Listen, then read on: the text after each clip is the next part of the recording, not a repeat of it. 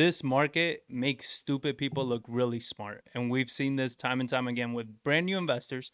They've been doing this maybe a year. All of a sudden they're going around teaching how to invest in real estate. And I'm like, all the shit you've done is completely speculative.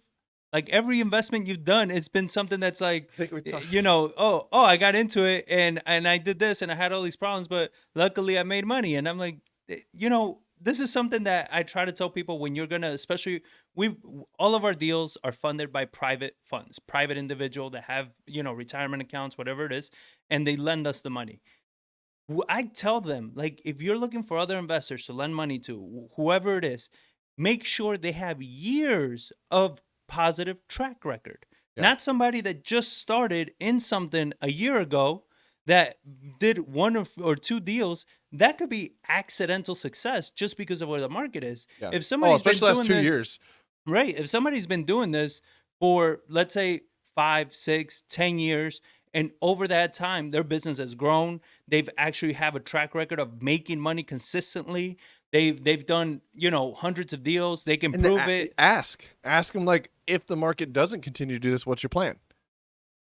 You know, that's what I look at. We've never seen a recession or anything like that, but I'm very consciously aware of like what happened in 2008, what happened in 2000.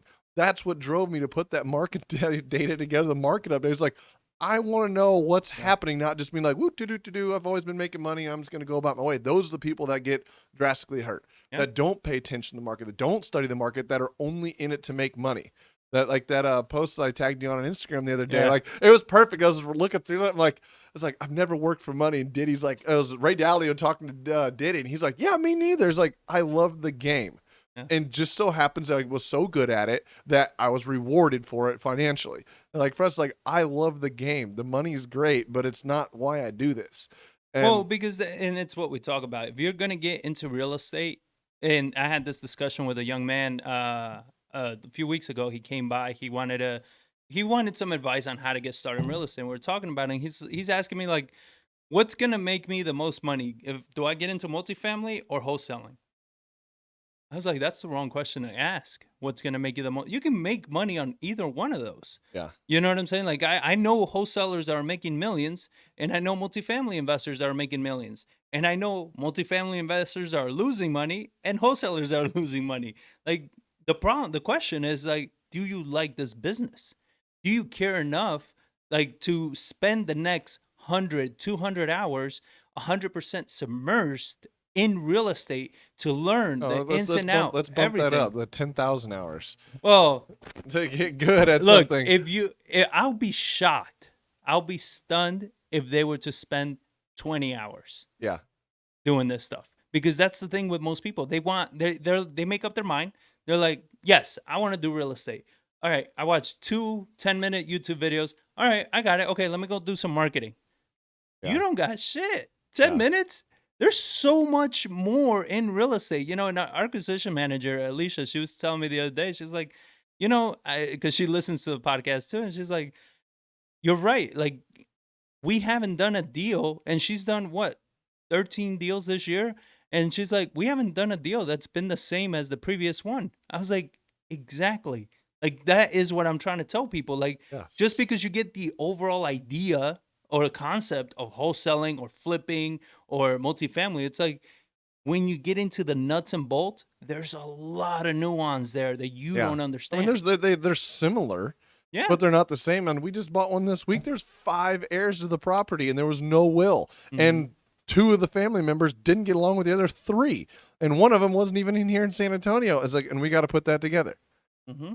It's like, and you can still wholesale something like that. So it's like, in theory, the wholesale structure could still work, but the way you put that together wasn't the same as you did a typical wholesale that was just one owner and it was a cash transaction. Like, you gotta know, and you can't. It's one of the things that I try to tell people, like, all the time. Like, you can't just jump in, listen to 1 or 2 videos or a podcast and be like, all right, I got it. No, you got to learn the language. You got to go deep into, like, what is the vocabulary? When I was talking to this kid, I was like, you got to figure out your ARVs, your fair market values. He's like, well, what's an ARV? I was like, oh boy. I was like, What's gonna yeah, make me more money though? I want yeah. to know that first. I Like, was like, those are bro, the basic terms that you need to learn because that's how you're gonna make money. If you can't speak the language, you're not gonna know what a deal looks like. yeah. If you can't speak the language, you're not gonna know how to find investors, how to work with investors, how to do all this. And then all of a sudden they're like, I want to flip a house. Like, okay. Wow. Let's get in the Like most risky part of this business, take on massive amount of debt, not knowing what I do, and I'm gonna go flip a house. and that's why the whole purpose of this channel, why it is that we call it an investor's journey, right? We've been doing this for officially as a business for like a little over 6 years, but I've been in it since like 2012, just stumbling along. And it's one of those things that's like, it's a journey.